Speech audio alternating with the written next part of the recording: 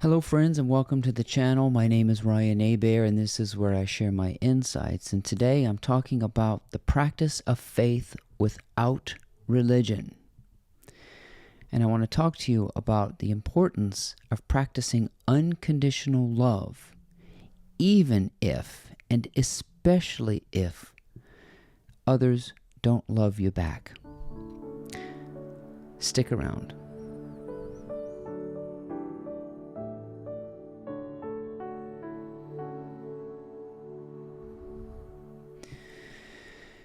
It's difficult for me to speak about this kind of thing without coming across as preachy. Who am I to talk about faith?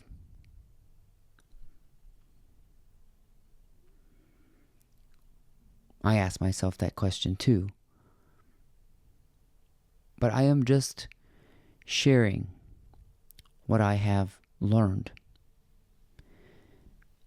And I believe that Alan Watts was absolutely correct when he said that the very survival of humans on the planet depends on our ability to enjoy living. And to put joy at the top, which is preceded by a preeminence called love. Now, the religious people, if you will, have gotten frustrated with this practice of unconditional love. Yes, the golden rule says, in everything, do to others as you would have them do to you. That is, until they flip you off. That is, until you lose your patience.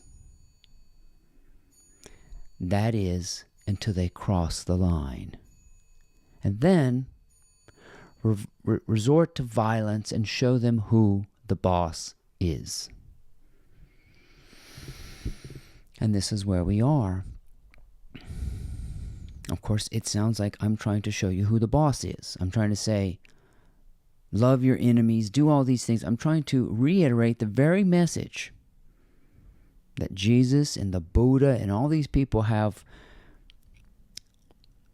tried to instill in us. And we lose our patience. And it's because we don't like practicing. And faith is a practice. A daily practice, like music or art or dance. No one ever seems to master it. Not even the masters have mastered it. Yo-Yo Ma would probably not say to himself that he mastered the cello, and he is the world's best cellist, and he has mastered every composition. I think that living can't be conquered in that way. And unconditional love is a daily check-in, a daily practice. And so it feels as though your faith is tested. If one more person tells me I'm an idiot, I'm going to show them who's boss. I'm going to just go nuts. If one more person tries to tell me who I am, I'm going to go apeshit on them. And we go back to that passage and examine it again. In everything, do to others as you would have them do to you.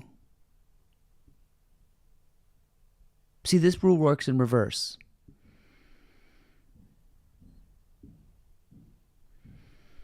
If you inflict harm, harm will be inflicted upon you.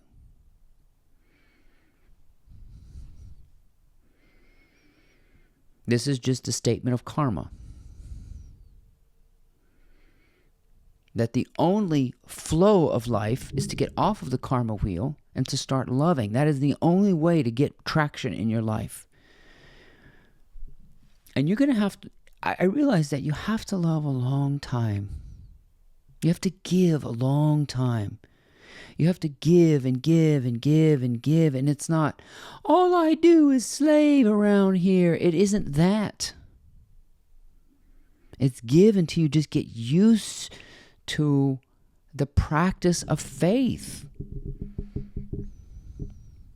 And faith is a hard, naughty word. It's hard to describe what that is. It is a deep trust in love.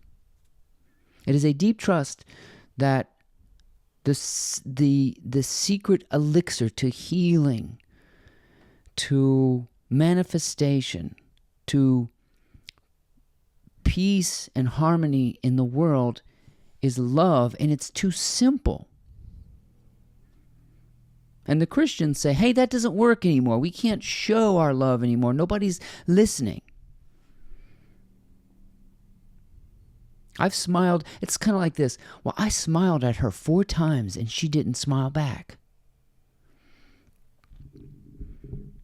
You will smile forever. And it doesn't matter what is reflected back to you. Then we'll live in harmony. Then we'll live in peace. The way it works now is, I smiled 10 times and she didn't smile back at me. And now it's time to show her how to be. You're going to love me back because I've been loving you this way, and this is what I want in return. See, if there's no strings attached to what you give, if there are no conditions to your love, then nothing can be taken away from you because there's no strings attached. Imagine giving somebody something with a little string attached to it. A string to your psychological power, your creative power, your capacity, if you will. When they tear up what you give them, you've attached yourself to that, and so that creates an illusion of pain.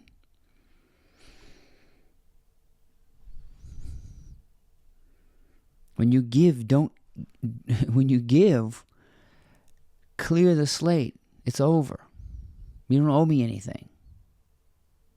I expect nothing in return for this. And that's a practiced thing. It is a practice to treat others as you would want to be treated. Even if it never, ever, ever comes back to you. Never. That's because love doesn't exhaust itself. When you give, I'm just talking about, I guess I should say not you, but me. When I give, I receive deeper levels of wisdom and insight. When I give, just for the sake of giving, I have instant karma. It's an instant wealth when you give without condition or strings. It's an instant joy. Boom. That's called inherent. Related to the word intrinsic. So see, these important parts of faith are all intrinsic and they're all free. So when I give from an inherent place of love, I receive more inherency, not inheritance. Inheritance is a symbol, it's a physical symbol for the inherent love. If you receive an inheritance from a relative, that's a symbol of their love and the love that already exists in you. See, the inheritance dwindles. It leaves you feeling hungry. It's kind of like junk food. The more junk food that you eat, the fatter you get, the more hungry you are. That's what people are after. I give you something because I want to inherit something back. But when you're not in want, you have to practicing fulfilling gestures of giving produces a cycle of inherency, of more and more love, more intrinsic value, more inner wisdom, more deep love and peace. It keeps giving and giving and giving and giving. It's a cycle of giving that has really no reception. It doesn't have any reception because I don't need anything. I'm not hungry in that sense. I'm not deprived. I'm at peace if I smile at you and you spit in my face. That's the test. That's right there. And you smile again, and they slap you in the face. You can walk away, of course. You turn the other cheek. You would defend yourself, of course, if being assaulted. But I have no expectation of you. The viewer, my partner, my friends, I have no expectation of you. You're off the hook. I set you free from anything I expect. And that unconditional love heals you. Because you're giving from a place of pure joy, just for the hell of it. Absolutely for the hell of it. And I give these YouTube videos for myself. There's an intrinsic joy to taking the microphone out and speaking into the microphone and looking at the green light on my computer. That's what I'm looking at. In this moment, I'm looking at a green light, and not a soul is hearing me. You're going to hear me after I'm long gone. I'm not really here. This is a recording of a moment in time, actually recorded on March the 12th at 10:08 a.m. By the time you hear this, I may have died. So what am I getting out of it? I'm not going to sit there and watch you watch me. As Gandhi said, I do it for myself. And that is what inherent joy and intrinsic joy, that's what wealth is.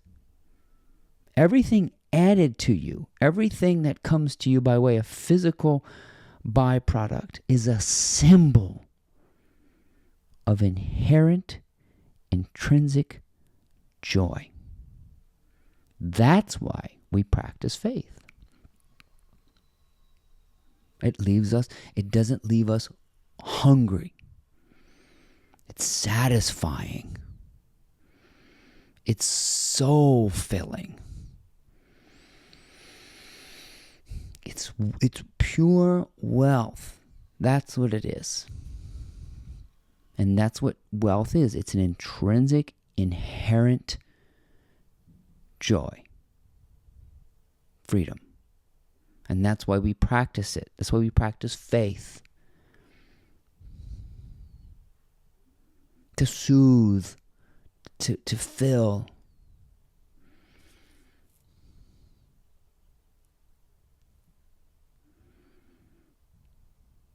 If something loves you back in a symbolic way,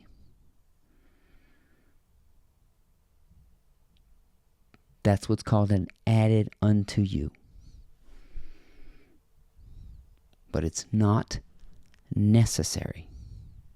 What is necessary is the expression of joy, the expression of love unconditionally. That's why relationships are hard, because they are a test of your faith.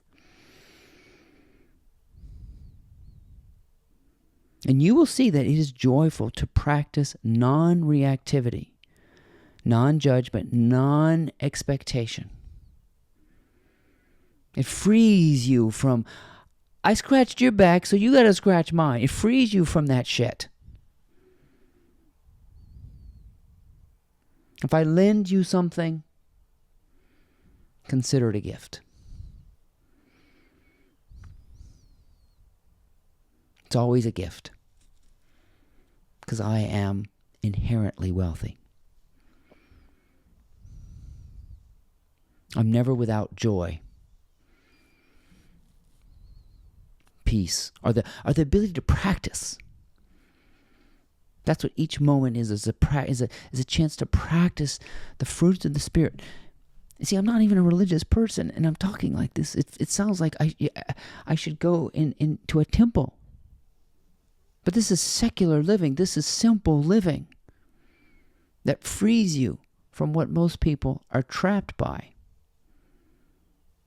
Transaction. There's no transaction. There's just giving. And the transaction that you receive is more wisdom, a deeper love, a deeper freedom. Without a symbol of it on the outside of you. It's real. That's why practicing of faith is so important. Because it prioritizes love for love's sake, joy for joy's sake, and giving for giving's sake.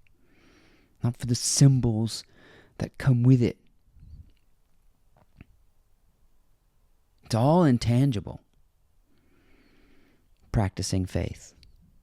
And there's never a performance. I'm not going to show you who's boss, who's King of Kings, who's Lord of Lords. I'm not going to show any of that. Christianity used to be about that, just showing love, no matter what. If they throw stones at you, you throw love. You show love. Now, you smile at everybody and they don't smile at you back, so now I'm going to show you who's boss. That's what Christianity's all about. Let me show you who's boss now. I'm tired of being patient. I'm tired of practicing my faith. Well, if the religious are tired of practicing faith, now it's time for the secular to practice faith. Somebody has to practice unconditional love. And it's going to be me. That is the only true path to change in the world. And I want you to join me. Although I have no expectation. It's a friendly invitation to commit with me to living faithfully.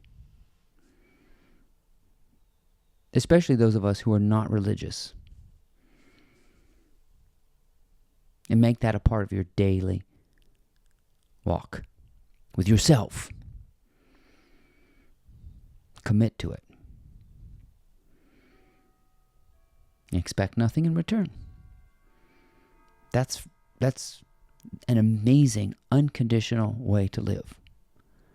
That's freedom. That's inherent wealth. And it's possible. Our very nature depends on it. My name is Ryan Abair. I hope you appreciated these insights. Please check out my blog. It's called mymorningmotivator.com, and we'll see you next time.